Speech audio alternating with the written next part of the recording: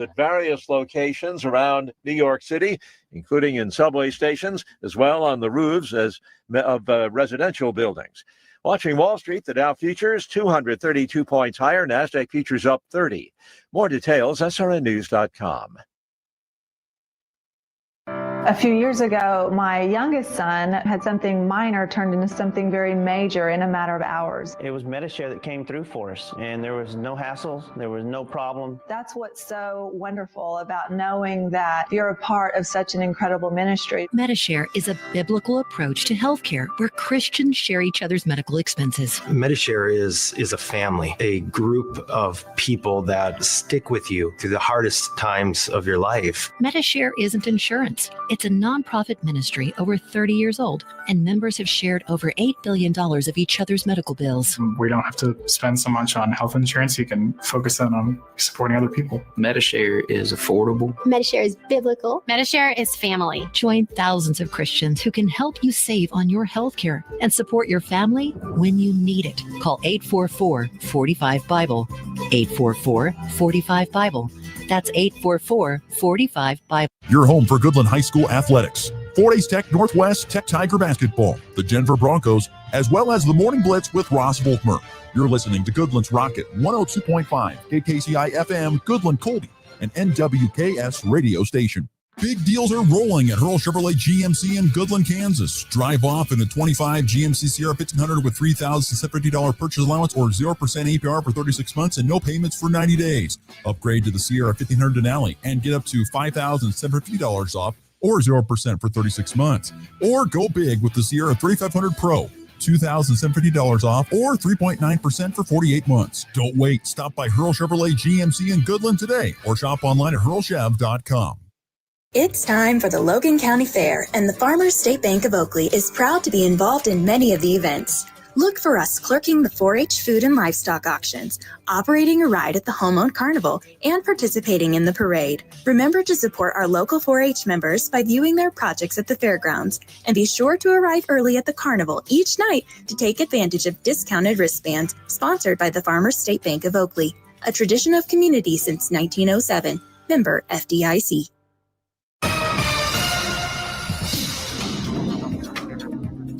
Cold front will move through later this afternoon and evening, bringing some scattered showers and storms across the tri-state region. Some storms could be severe with primary risk of damaging wind gusts up to 70 miles per hour and maybe some large hail. Also, a cluster of storms will move out of Colorado during the evening as well. Highs will be 90 to 95 with south winds at 10 to 20 miles per hour, shifting to the northeast in the evening with gusts up to 25 to 35. Tonight's lows will be in the lower 60s, and for tomorrow and Friday, seasonal temperatures are expected, highs in the upper 80s to low 90s. Scattered showers and storms are possible late in the afternoon and evenings both days. The northeast winds at 5 to 15 miles per hour will shift to the southeast on Friday.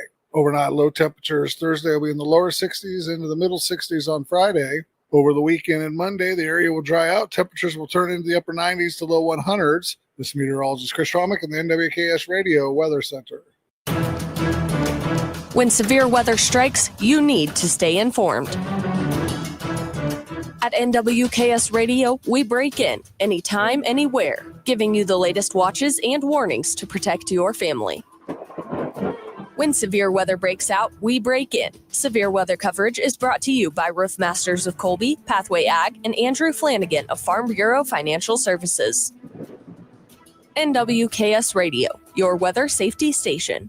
If you're shopping for a banking institution, visit with Equity Bank of Hoxie, Grinnell, and Quinter, Kansas. The Equity Bank is heavily invested in local business and activities contributing in many ways back to their community. Their employees are involved with many organizations and area events. Plus, a lot of experience comes with that staff. You'll find valuable local assistance when you bank at the Equity Bank of Hoxie, Grinnell, Quinter, and other locations in Western Kansas. The Equity Bank, member FDIC. Big deals are rolling at Hurl Chevrolet GMC in Goodland, Kansas. Drive off in a 25 GMC Sierra 1500 with $3,750 purchase allowance or 0% APR for 36 months and no payments for 90 days. Upgrade to the Sierra 1500 Denali and get up to $5,750 off or 0% for 36 months. Or go big with the Sierra 3500 Pro. $2,750 off or 3.9% for 48 months. Don't wait. Stop by Hurl Chevrolet GMC in Goodland today or shop online at hurlchev.com. Looking for insurance that actually puts you first? At the insurance agency in downtown Goodland, we're independent, which means we work for you. Whether it's auto, home, crop, or business, we shop top carriers to get you the best coverage at the best price. No pushy sales, just honest advice from people who live right here in your community. Give us a call today at 785-899-5011 or stop by 1020 Main in Goodland and let's get you covered. The Insurance Agency. Insurance the way it should be. Summer is heating up, and Hoover Lumber Ace Hardware in Goodland and Colby has everything you need to make the most of it. Tame that lawn with top-notch weed and feed from Ultimate Fertilizer, and keep those bugs away with powerful pesticides. Plus, Ego mower blowers and trimmers to get that job done fast. Fire up some summer flavor with a Traeger grill or a Blackstone griddle, and if you're building a fence or even fixing a sprinkler, they've got the building materials and supplies to keep your projects moving. Hoover Lumber Ace Hardware, your summer project headquarters. You ready? Ready? 1, 2, 3, 4! It's time for the Morning Blitz with Ross Volkmer. There is a benefit to building a team and keeping it together for the length of time. But that does not happen anymore because of the portal and NIL and money. The High Plains only local sports talk show. That broadcast school has really paid off. Broadcasting live on Rocket 102.5 and streaming on YouTube, Facebook, and X. Who's got it better than that? Nobody! Covering it all from the preps. Lego Thorson in the corner for 3. Good! To the pros. The 1-0 pitch. Fermin drives it into left center field. Game over. Freddie Fermin wins the marathon for the Royals. The Blitz is presented by Pearl Chevrolet GMC, Hoover Lumber Ace Hardware, and F&B Bank. Along with the Insurance Agency, the Farmer State Bank in Oakley, the Cowboy Corner Express, and Equity Bank of Hoxie, Quinter, and Grinnell. Let's go to work. There's a swing and a drive. Deep out to right. That one is gone! A no-doubter. Corey Seager opens this one up for the Rangers. And that is called strike 3. Tucker's down looking. First Royals strikeout for Rich Hill, and strikeout 1,429 in his big league career. Here comes that 3-0 pitch. He will swing and hit it deep to left. Going back, Burleson. This one is gone! On a 3-0 pitch, Ryan McMahon, yet another home run. This is a 3-run shot in the third inning. 6-0 Rockies. Cruz can advance as Hayes will reach. And Cruz catching the Tigers napping. He comes in to score. Great heads-up play by O'Neal Cruz. Torkelson caught napping. Yes. And good Wednesday morning, everybody. Off and rolling here on the Morning Blitz on this July the 23rd. So glad you could join us. No matter if you're tuning in on, of course, the Hurl Chevrolet GMC video stream on X as well as YouTube today. No Facebook here today. Once again, they are live streaming from the Colby Fair, the Thomas County Fair, I should say, today, this morning, doing some live streaming there on Facebook. So we are not on Facebook today. I apologize for those who tune in, even though they're probably like, where's the link at today? Well, I tried to share it on my Facebook page to another way of watching it through YouTube or X. So thank you for tuning in on the Hurl Chevrolet GMC video stream. Goodland, and of course, Rocket 102.5. NWKSradio.net, no matter which way you're listening. Thank you so much for doing so here on this Wednesday, where we have got ourselves a full boat to get to on today's program. As always, the F&B Bank text line is open at 785-899-2222. If you'd like to chime in with your thoughts, your comments throughout the program, would love to hear from you throughout the show on anything that comes up or anything that we may have missed. Today's program, a first-time guest will be joining us in studio. That would be Jordan Klein. He is the new head women's basketball coach for Fort Hays Tech Northwest. I actually saw him at a restaurant this past weekend. Went up and introduced myself, asked if he'd come on the show. He was supposed to join us yesterday. He kind of got in late from some recruiting early this past week and past weekend. But he is going to be here in studio with us coming up in about 20 minutes, talking the new era of Fort Hays Tech Northwest women's basketball. So look forward to having Jordan Klein join us here in studio. We will get to some audio from Nebraska at Big Ten football media days, and Matt Rule with some interesting quotes. Some very interesting quotes came up with Matt Rule, and look forward to diving into those in segment 3 towards the end of the show. But want to get the show started with a topic that has been on my mind since this past weekend. Sometimes when you only have an hour show, sometimes you just try to, and during the summer months, it's smart to probably do this. You kind of store some stuff back in the closet so that you have it ready to roll when you maybe don't know exactly what to talk about. And luckily, I've been able to find some interesting things to discuss. I think personally, I don't know about you, the listener, but I find interesting to discuss here over the next couple of days. And this one here is quite interesting. So for segment number 1, one of my favorite segments we do on this show, look at yourself. Look at yourself. Growing up in Nebraska, Ross played football for a man named Mark Roeder. And Coach Roeder was known for his interesting phrases. We're like butter. We're on a roll. Why aren't you? What are you doing? What are you doing? Well. But the one that sticks out the most with his former players is, look at yourselves. It's time to look at who has done wrong with, look at yourself. So this past Saturday, I was scrolling through social media and I came across this story from the Star out of Minnesota. And it said, the headline of the story was something along the lines of the University of Minnesota will begin charging students fees each semester, and then that money will go towards helping pay student athletes playing for the university. So the big thing about the University of Minnesota is that you kind of have to know the backstory here. So we all know the major backstory is that now universities have to pay their athletes, $20.5 or $22.5 million each and every year. And that number is going to go up. It's actually 20.5, but that number is going to go up each and every year a little bit, probably 22.5 next year as an example. But anyway, the athletics department at the University of Minnesota is forecasting a $8.75 million budget gap. And that is even after generating $7 million via a fee that they are going to be charging the Twin Cities campus. All undergraduates at the University of Minnesota are going to be paying $100 per semester, $200 annually. And so this is on top of already smaller athletic fees that were in there, and also comes after they have already decided to raise tuition there at the University of Minnesota. In fact, the additional fees for the University of Minnesota for in-state kids, a 6.5% hike in fees for in-state, and then 7.5% for out-of-state. Now, University of Minnesota Athletic Director Mark Coyle emphasized that the fee supports not just athlete pay, but also maintenance of athletic facilities used by the broader student body.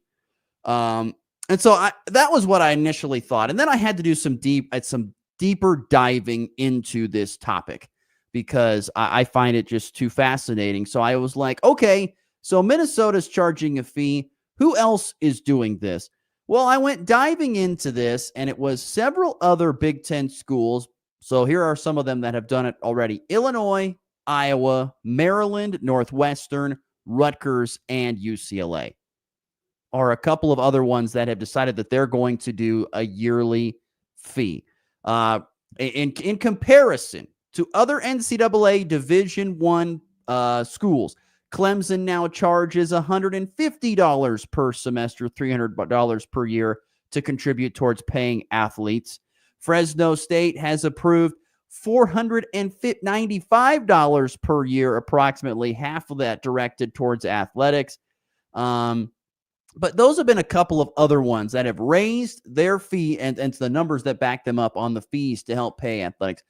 I am sorry, but this just absolutely ticks me off. This to me is dumb and pathetic. So first and foremost, obviously, as everybody knows who's listening to the show, I am always been against paying student athletes. They are already making a great amount of what would be considered an investment by getting a free education, a free collegiate education. And if you listen to any of these shows, I'm talking Big Ten, SEC, ACC, Media Days, you listen to any of these throughout the course of Media Days, you'll hear coaches talk about how it doesn't matter that we're still playing eighth grade. They are still kids and they are still here to get an education. It is still important that they get an education. Coaches believe that and because they are coaches and coaches are pretty much teachers, they believe that it is still about getting an education, and it should be, and it hopefully is, although I doubt it is in some kids' mind. But they're not going to get an education like they probably should. But that was my point, is that they were already receiving these big multi-$1,000 a year scholarships that were allowing them to go to college for free, which resulted in maybe 100 some odd thousand. Let's just say it's $100,000, and that's, get $50,000 to $100,000 per year that they are paying I'm saying paying, but giving to their student athletes a free education. That includes food, that includes housing, that includes all that stuff. It's all covered. They are just there to play sports, which they love to do anyway. Well, most of them do, I would say. So, but now, because NIL and everything else has come into this deal, and we have to rev share and share the profit, which, and they were kind of starting to do that a few years ago. They were starting to kind of share some money. Now, once again, was it multiple millions of dollars? No, it was like, guys were getting maybe $3,000 a semester, which isn't very much. I get it. But I would be okay with NIL. Pay to play is where I cross the line. NIL NIL, I should say, if it was a certain way. NIL, meaning if it's a name, image, line. If you're a player like Avery Johnson and Long MacArthur wants to have you come and help them sell cars by doing a commercial because you're a well-known face, fine. If you are a very, very talented, let's use Goodland's own Lindsay Cure, because I see her every now, but Lindsay Cure, for example. Lindsay is a Division I athlete in track and field. And if she wants to go teach swimming lessons at the local pool and make money that way, that's for her. Yeah, that's for her skills and stuff like that. There's nothing wrong with that either. There's nothing wrong with that kind of stuff. So those kind of things are fine. It's where we get into this whole ordeal where we need to now pay our athletes to pay for them. And now, not only do we not have enough money in the course of most universities across the United States, we have to charge the people who are not even playing sports to help pay for that. That is ridiculous. There's some kid going to the University of Minnesota in this example that all he wants to do is study civil engineering. That's all he wants to do. He wants to do that. Maybe go out and have some good times with the friends. Maybe go to catch a game or two and just have a good college experience. Maybe he wants to rush or something like that. I don't know. Whatever you want to imagine. But that's what they want to do, and that's fine. That's great. That's the college experience. But now they have what already on top of already a fee hike because everything's getting more expensive in this world. We now have to pay other students who play sports. I don't understand it. I get why they do it. I just don't understand this. I just do not like it. Simple as that. I do not like this at all. I think it is dumb because there are plenty of students out there who do not give a darn about the athletic programs. They don't care.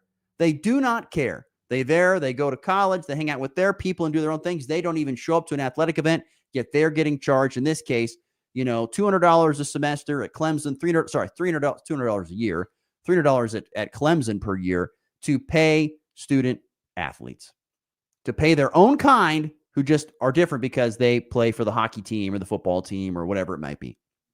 This is dumb. Absolutely dumb. There are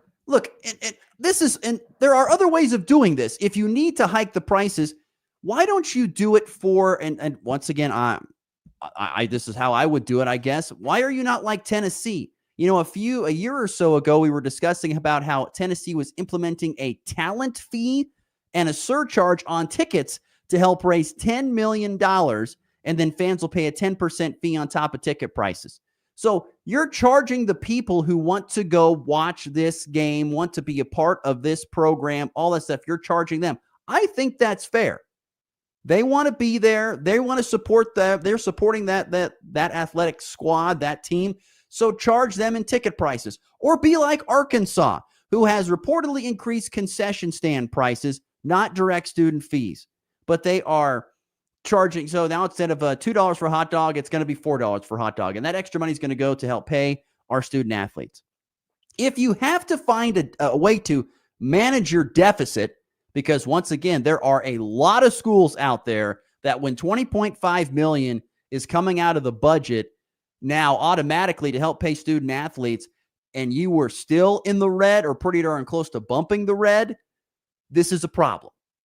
This was a problem. And so, and every university, I bet you, not every, but I bet you a majority of universities around the United States and athletic directors, when they saw this get passed, they were like, uh-oh, we're going to be in some financial trouble, and we have to find a way to help close this deficit. There are plenty of universities around the United States that are having trouble keeping professors and teachers because they are costing a lot of money to keep them there. And so there's deficits there in the academic side as well as the athletic side.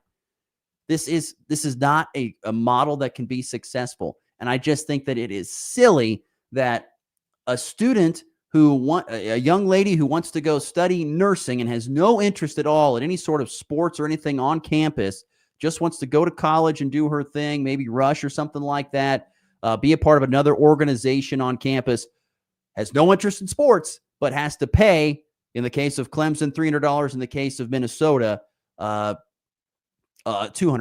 I think this is dumb. Absolutely dumb. Why are we doing this? There are other ways to raise that money, and you should do it through the ways of the athletic department, concession stands, once again, talent fees, hike the ticket prices if you have to.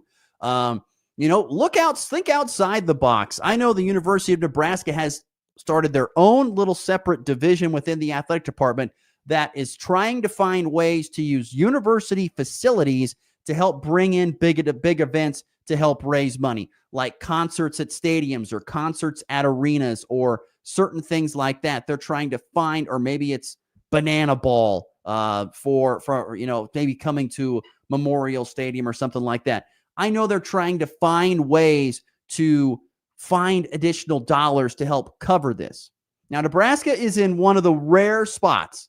I don't know about Kansas State. I don't know. I think KU is probably in a tough spot, but I know Nebraska, from everything that I have read, is still in the black despite the $20.5 million because they are one of the few athletic departments in the country that has always operated in the black and has a surplus of money.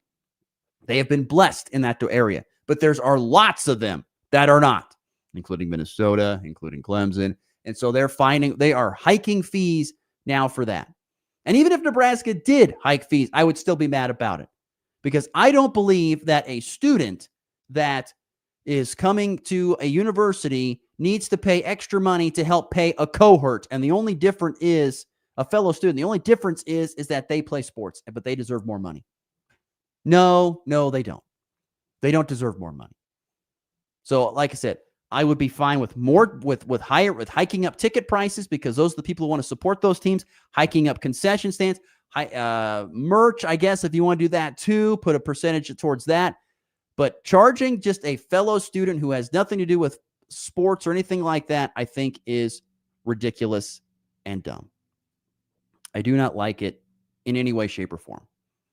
If you want to get your thoughts in, FB Bank text line at 785-899-2222. But I just think in today's age of college athletics, first of all, I don't like pay for play. I don't like that at all, period. The NIL era, I'm okay with name, image, and likeness if it was in its purest form, where once again, you would pay athletes for a talent or a skill that they do. If they're an amazing clothes designer, but they play volleyball, okay, great. They can make money off of that. If they're a great pianist and they want to have a concert or something like that and get paid a couple $1,000s for that outside of playing sports, great, awesome for it. If they are like Avery Johnson and they're a big known name and a big known personality and they want to help sell cars to Long MacArthur Ford, fine, great. That's perfectly fine with me. They have a right to do that. But paying athletes because the law says so and you have to share your revenue with it, and now you don't have the money to do it? You don't have that financial backing to do it? And so because of that, because you don't have that financial backing, now you have to now you're taking money from other kids who don't even play sports, who may not even have an interest in sports, to help pay that. Not excited about that in any way, shape, or form. Once again, now is $200 or $300, is it a ton of money? For some it is. For some it's not. But at the same time, I just I was reading some more information on this and trying to get kind of what some students are fine with it, other students are totally against it, and I totally get why. So, like I said, this whole ordeal at the University of Minnesota and other universities across the country putting extra fees on top of already hiking tuition prices, it drives me nuts. Drives me absolutely nuts to help pay student athletes. I don't believe that a fellow student should have to pay his fellow student just because they play sports. I don't believe in that. Find other ways within your athletic department to take care of that. Because those are the people who go to the football games, the hockey games, the basketball games, whatever it be, whether it's concessions, ticket prices, other things, hike it there. They care about that stuff. They're willing to pay the extra money. People though that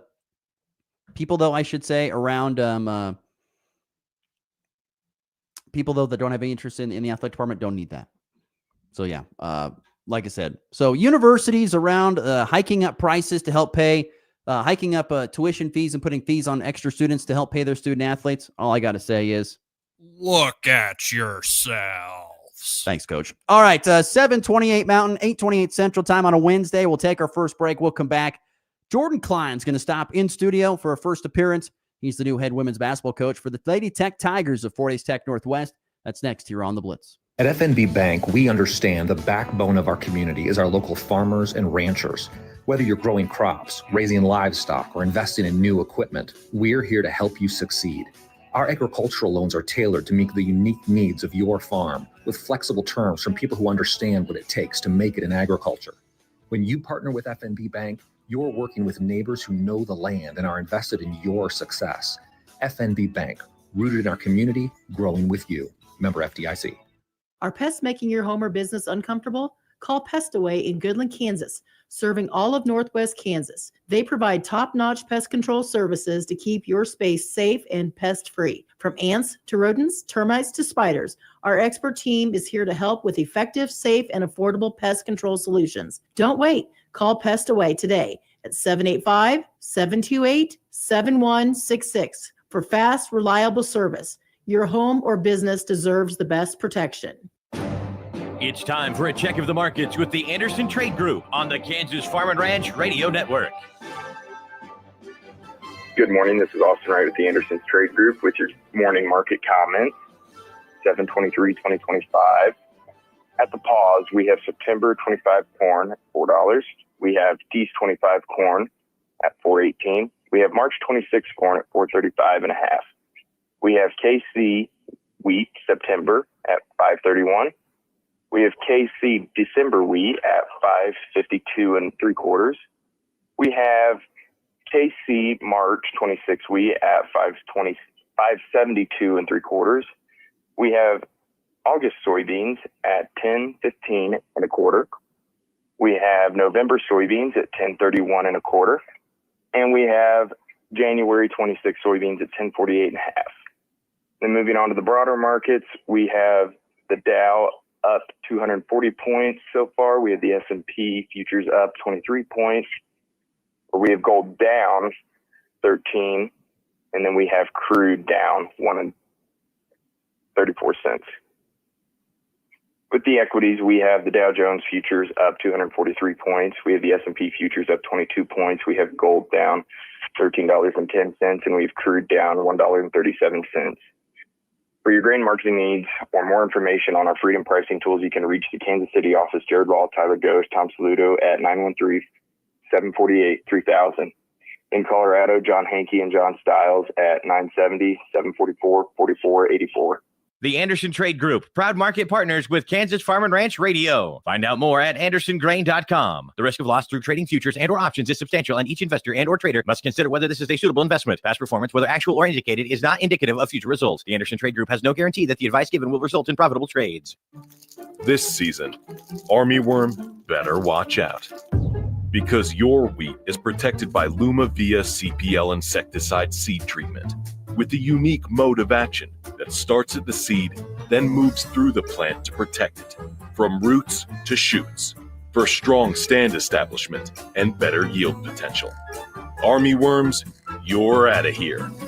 Learn more at corteva.us/Lumavia CPL. Imagine having more days of perfect weather, a combine that's more powerful, or even more soybean bushels per acre at harvest. With Revitec fungicide, you don't have to imagine that last one, because it's proven to deliver up to 9.5 more soybean bushels per acre than the competition. With results like that, it's easy to see why Revitec fungicide is the #1 recommended fungicide by soybean farmers. Visit Revitec.com and talk to your BASF retailer today. Always read and follow label directions. Whether it's touchdowns, home runs, or buzzer beaters, we've got you covered. It's the Morning Blitz.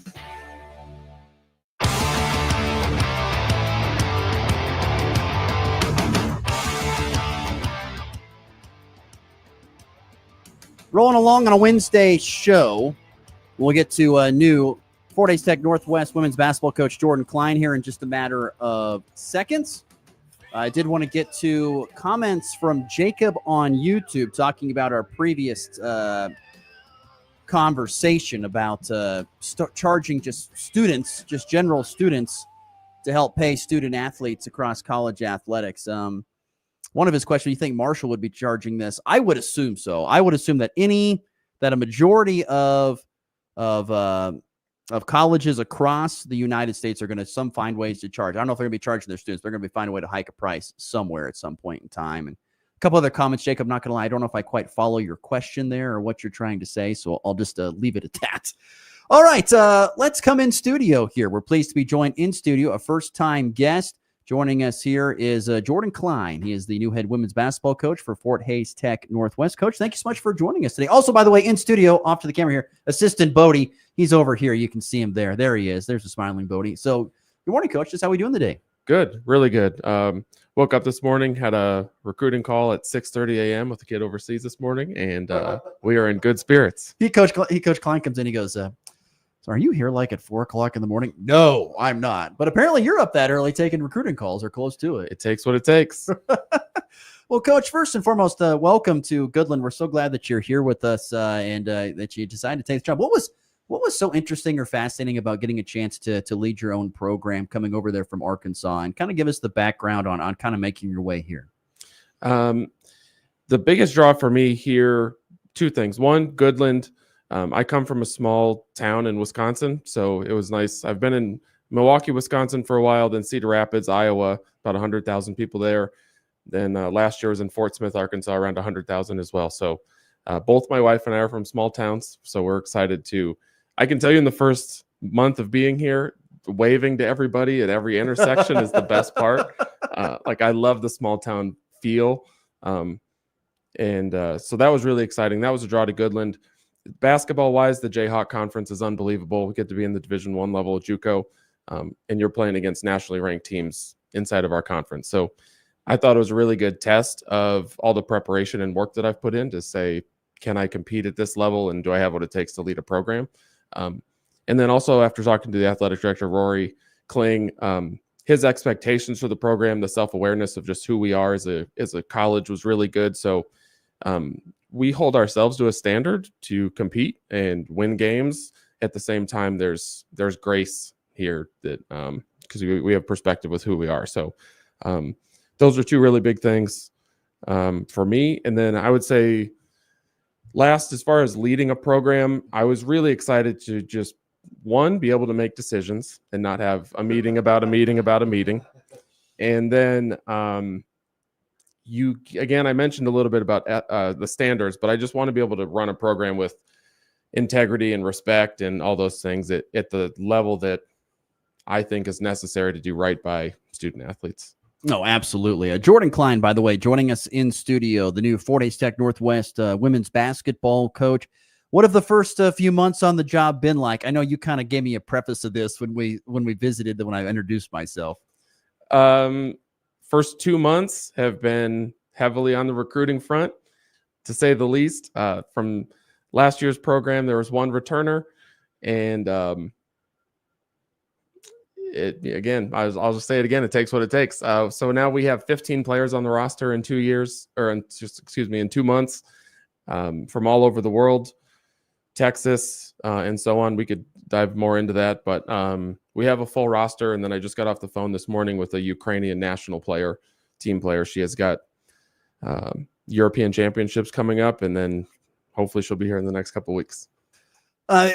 When you took the job and you saw the roster and you're like, we're going to have to do some work. I mean, what went through your mind, and was that a daunting task, or was it one of those deals, being an assistant for as long as you have been, it's just, hey, it's part of the business. We got to go out and we got to recruit.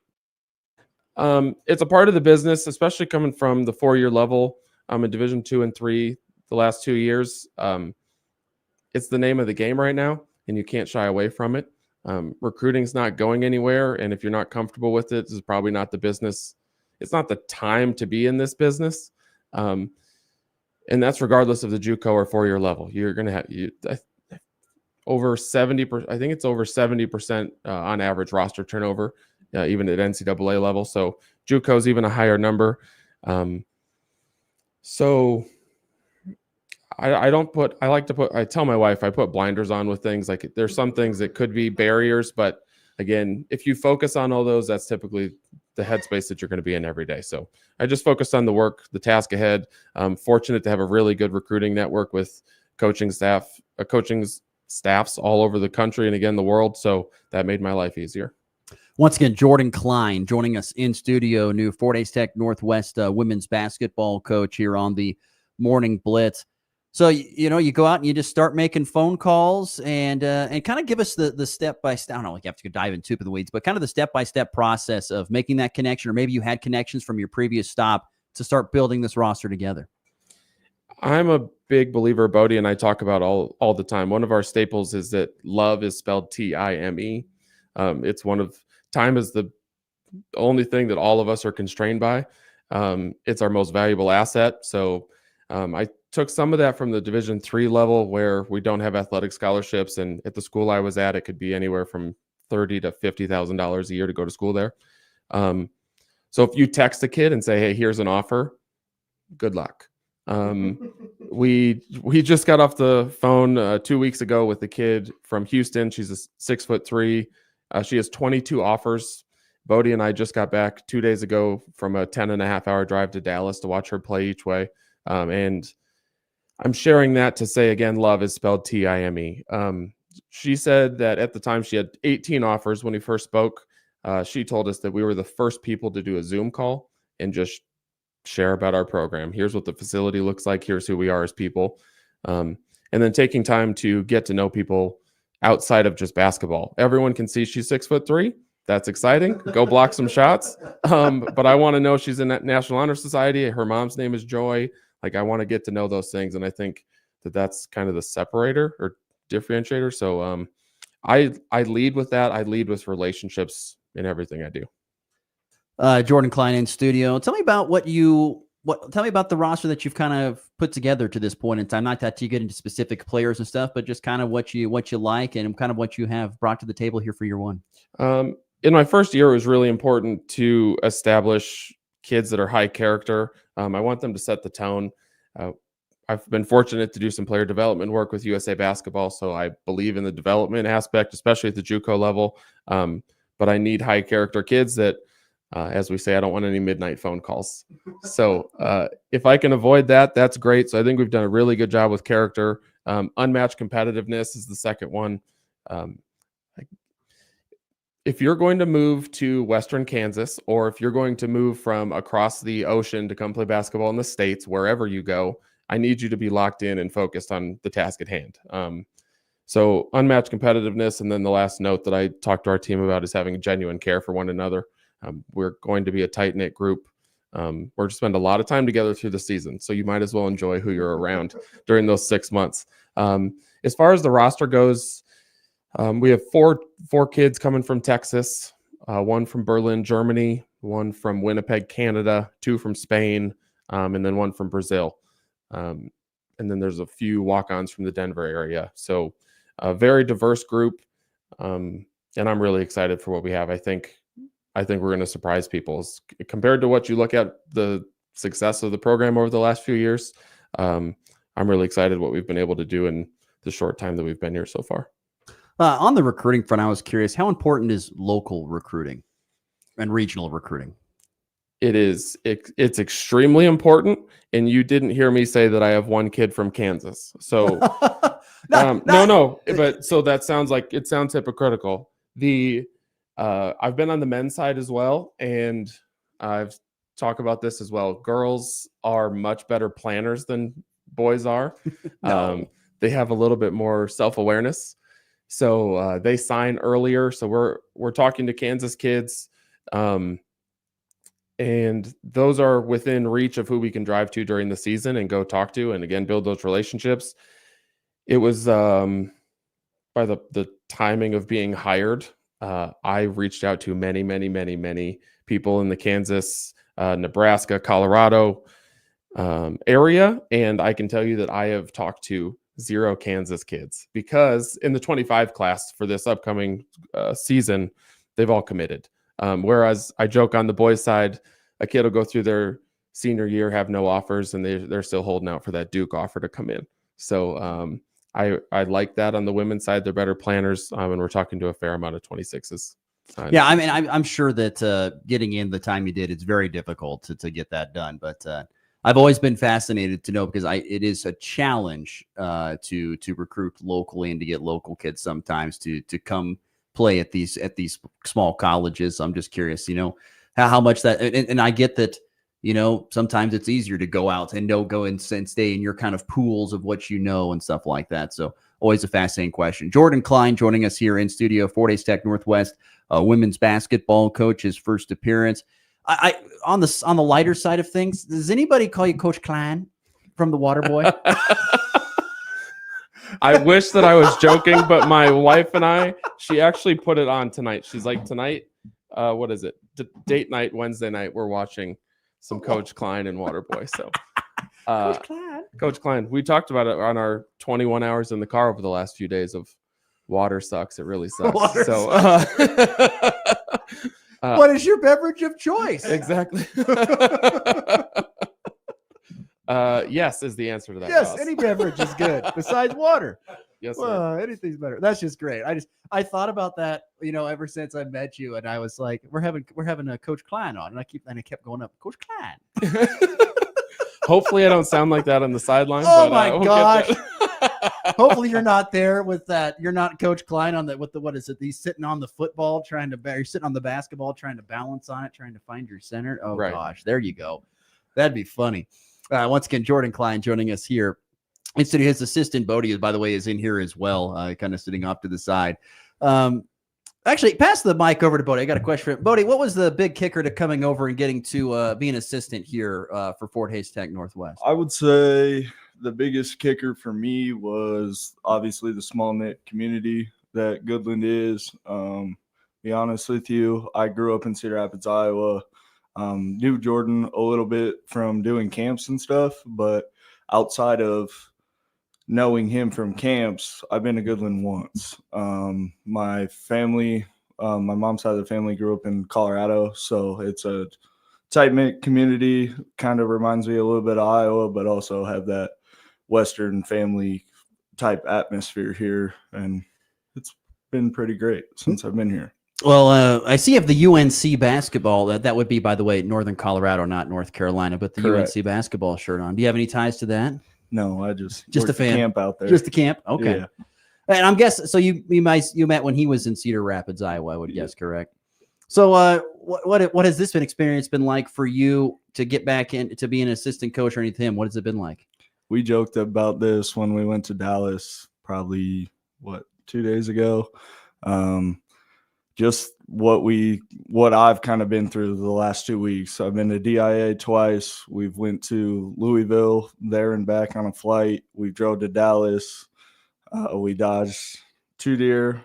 I believe Coach Klein texts me on Monday and goes, I'm not going to make it. I think we're sitting in that, traffic and all that kinds of stuff. That major rainstorm. We hit a metal clamp. We got a flat tire on the way home. It was just kind of one. It was a day. It was a day. So, well, we appreciate your resiliency to make it in here, Bodie. Appreciate Always. that. So, Coach, a couple more for you real quickly here, and then we'll let you guys both get on your merry way. But what's next in the process here for you guys? When are kids starting to report? When are you expecting kids to get in? And then kind of what's the process early on in the season? Move-in dates August 7th. Girls move in first so they can get comfortable. Guys move in the following day.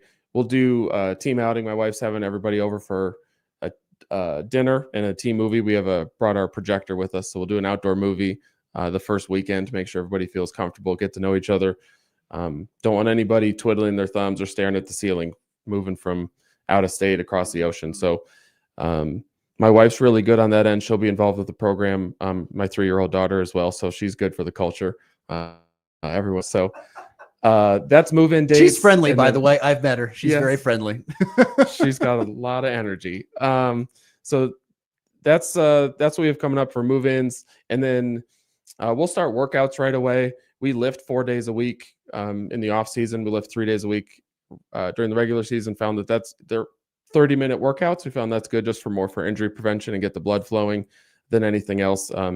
In January is not the time to put on 10 to 15 pounds of muscle. So Holly is our trainer. She's coming from Fort Hays State. We're really excited to have her. She's going to do nutrition plans, individual development or workout plans for them. And then we'll also get some of those good old 6 a.m. conditioning at the track going as well. But my primary focus is for the group to become cohesive as quickly as possible, because we have 10 months together. If I'm fortunate to have someone for a second year, then that's great. Then they can build on the culture. But it's really important to me that they see how much Bodie and I genuinely care for their success. Well, coaches, we appreciate you taking some time and coming in this morning and making your way back from Dallas. Apparently was an adventure and a half, but you guys be laughing about that forever. Oh, one more random question for you. So you're a Wisconsin guy. Yeah. Do you like Spotted Cow? I love Spotted Cow. I have never had it, but everybody says it's like the best beer ever.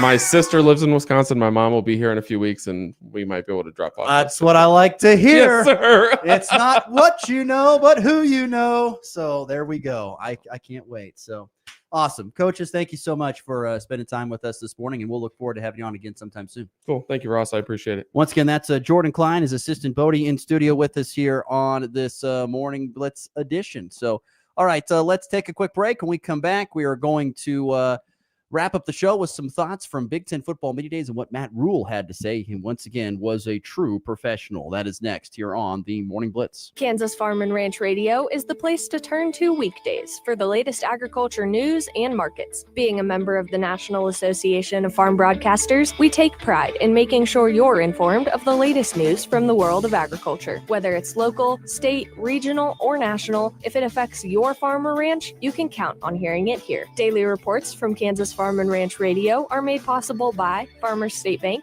Norder Supply of Scott City, Cornerstone Ag, and Woofter Construction and Irrigation. At FNB Bank, we know family comes first. Whether you're opening a savings account for your kids, buying a new home, or planning for the future, we're here to help every step of the way. With personalized service and flexible options, we make banking easy for your growing family. FNB Bank, serving families, strengthening communities. Member FDIC, Equal Housing Lender. Craving something delicious? McDonald's has you covered. From hot, fresh breakfast to juicy burgers and crispy fries, there's something for everyone, any time of day. And don't forget to try our classic McCafe coffee or refreshing McFlurry. Visit us in Colby, Goodland, Burlington, and Lamar for fast, friendly service and the flavors you love. Drive through, dine in, or order ahead on the McDonald's app. We'll have it fresh and ready. McDonald's, I'm loving it. Schlosser Concrete is hiring now. If you're dependable and ready to roll, they've got a spot for you in Goodland or Burlington. Full or part-time. Starting pay at $20 to $22 an hour. Class B CDL required. They've got steady work, a solid crew, and no fluff. Just real pay for real work. They're short-staffed and busy. So even if you're thinking about applying, call them at 785-899-6535. That's 785-899-6535. Or apply online now at slosherconcrete.com. Looking for insurance that actually puts you first? At the insurance agency in downtown Goodland, we're independent, which means we work for you. Whether it's auto, home, crop, or business, we shop top carriers to get you the best coverage at the best price. No pushy sales. Just honest advice from people who live right here in your community. Give us a call today at 785-899-5011 or stop by 1020 Main in Goodland and let's get you covered. The Insurance Agency. Insurance the way it should be.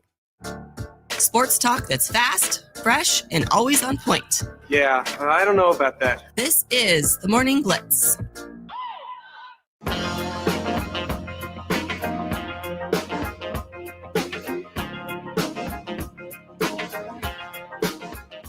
Thanks again to Coach Klein for joining the show today. Interesting story. We'll get to something in the walk-off result revolving around the Royals and maybe some interesting trade news, possibly. Interesting. We'll see if it happens, but we'll get to that here in just a little bit. Speaking of the Royals, by the way, yesterday losers 6-0 to the Cubs. Rich Hill, 45 years old, making his debut, his 14th Major League Baseball team. Oldest player now in Major League Baseball. 3 runs over 5 innings in his Royals debut. Tough night for Kansas City. Rockies get a win last night. They have got to win number, is it 25 or 26 now? 8-4 victory over the Cardinals last night. Ryan McMahon, a beautiful 3-run shot in a 6-run surge through the first 3 innings. And Mickey Moniak, his 15th homer of the year. Brady Blaylock gets his first big league win, going 5 1/3. Brenton Doyle with an amazing diving catch in right center field. It was great, and then doubled up the runner over at first. That was a great play too. So one of the more complete games from the Rockies this season. And you're talking about trade deadline things. Mickey Moniak has kind of become a guy that maybe the Rockies could trade, and get something for. I don't know what, but he's actually been kind of good, he was let go. He was a number 1 overall pick many years ago, let go by the Angels. And now he's picked up here with the Rockies, and he's actually been kind of solid for him. He might be a piece for them going forward, or maybe that's something they trade for. We'll have to see. We'll get to that here. But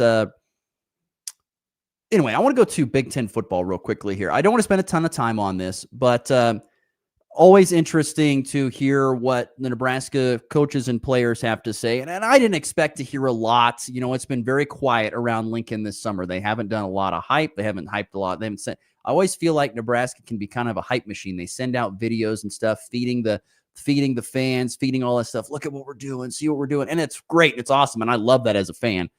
But sometimes that can lead to bad things down the road, particularly if you don't have the success that you're looking for. So it's been a quiet off season in summer months there in Lincoln. But Matt Rule got behind the podium and pretty much in summing things up, he talked about it's time for his team to stop learning and start executing. It's time for them to win. He believes that Dylan Raiola and the revamped offensive and defensive staffs with improved depth and size, they can finally win those close games and maybe even control a few from start to finish. They're confident. You can sense by listening to Coach Rule and the players that they're confident this year in what they're doing and that they feel like they're going to make a jump. What that jump is, I don't know. Maybe it's 8 wins. Maybe it's 9 wins. Maybe it's 10 if they get everything going in the right direction. I don't know about that. Seems like it's a lot. But nonetheless, they feel confident in that. But the thing that stood out to me the most, not talking about players, it was once again, about how professional Matt Rule is. Matt Rule's professionalism shines above anything. And I think it's just because of previous coaches that I remember going to media days, whether it was Mike Riley, who was Mr. Happy-go-lucky, everything's great, it's sunshine and rainbows, to Scott Frost, who we had all this excitement and energy about having the chosen son come back to lead the hometown pro state program, all that stuff.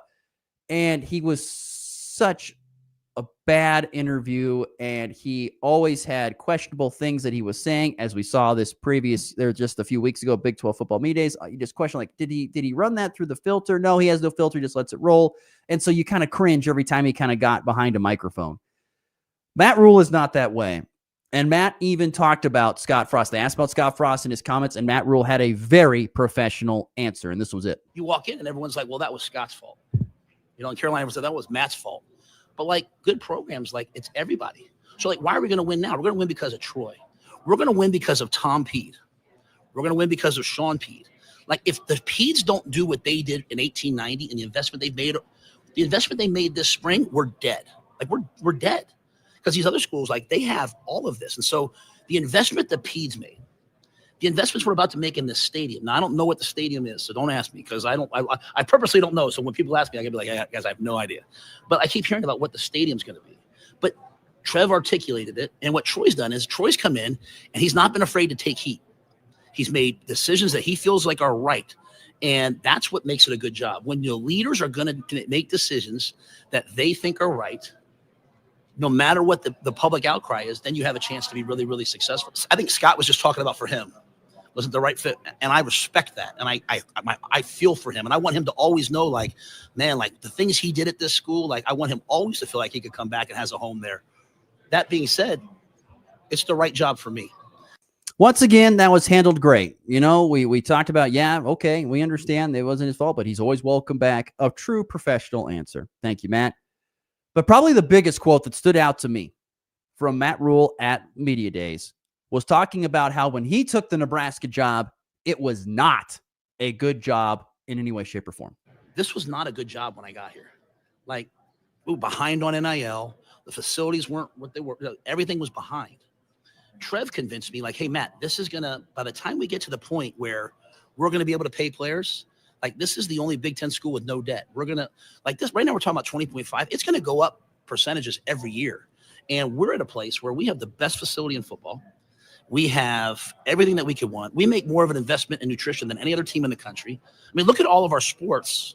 Look at how they're all blossoming right now because of the investments we're making in nutrition, sports science. Like there wasn't a sauna in the facility when we first got there. And now you got to pick between a steam room, a sauna, an infrared sauna, your personal sauna. Like those were investments.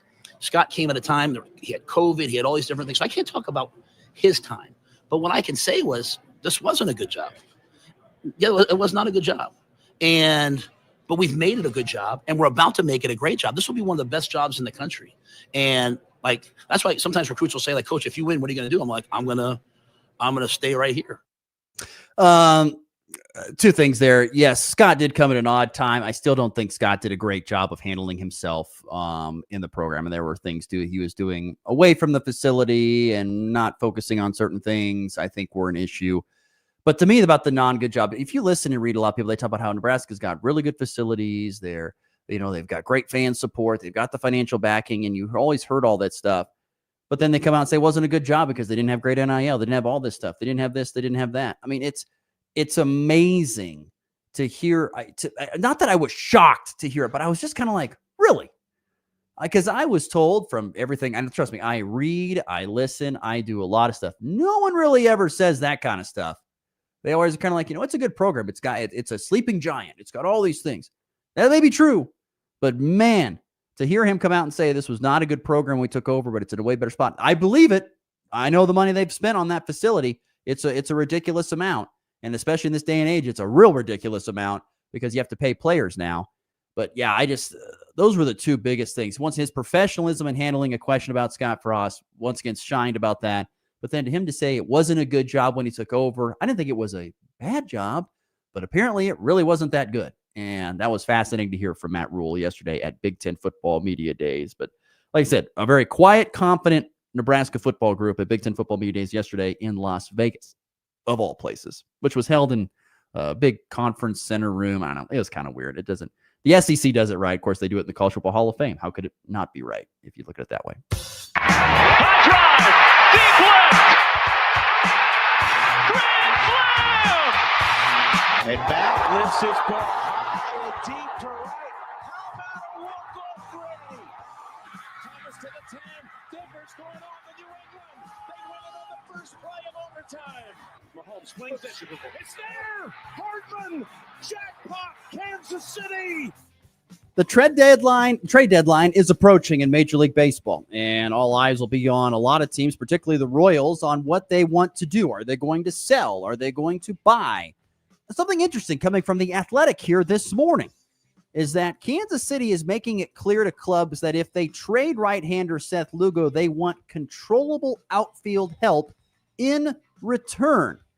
And one player that has popped up on the radar is Boston's Jarren Duran. I don't know if anybody watched the Netflix show about Boston last year, but Jarren Duran was a major piece in it. Highly athletic, steals bases, runs well, has some pop in the bat, is becoming a much better defender each and every time. The Royal, I would love that. It'd be a cool fit to have Jarren Duran come play for the Royals. He would have 3 additional years of team control by the Royals. He'd be around for a while. Problem is, Royals probably have to give some prospects up in order to do that, if they want to do that way. So we'll see. I think that would be interesting. Michael chiming in. No. Anyway, yeah, I'm sorry, Michael. It's what it's looking like. Maybe Jarren Duran going to the Royals. Maybe. It's not official, but maybe. I like that trade from the Kansas City perspective. I think that's very interesting. All right, that'll do it for our program today. If you want to see the NWKS radio staff, come out to the Thomas County Fairgrounds, and we'll be out there serving watermelon in our yearly tradition, a tradition unlike any other, cutting watermelon there at the free barbecue. Hope to see you all out there. Say hello. We'll be out there slicing up that delicious watermelon. Have yourself a great Wednesday, everybody. Stay cool. We're back again tomorrow in 23 hours for a Thursday show. Hope you join us then. It's been the Blitz. See you then. Classic rock plays here. This is Rocket 102.5, KKCI, Goodland, Burlington, Colby, and online.